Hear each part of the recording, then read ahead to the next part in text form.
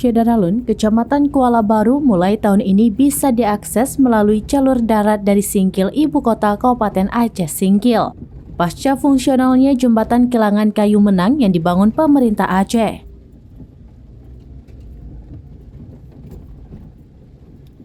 Sayangnya, hanya kendaraan roda 2 yang bisa tembus ke Kuala Baru, sedangkan kendaraan roda 4 baru sampai ujung sungai dekat pemukiman penduduk Kuala Baru. Hal itu terjadi karena belum dibangun jembatan di sungai dekat pemukiman penduduk Kuala Baru.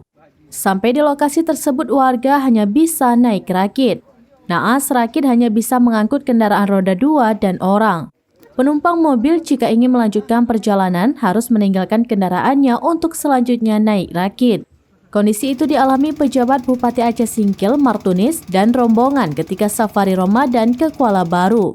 Untuk sampai di Kuala Baru, Martunis naik rakit, sedangkan mobilnya diparkir ditinggal terparkir di pinggir jalan. Camat Kuala Baru Mansurdin berharap jembatan segera dibangun sehingga daerahnya bisa cepat berkembang.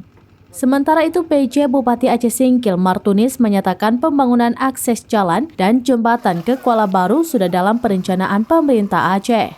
Dengan selesainya jalan, maka Kuala Baru menjadi wilayah lintasan.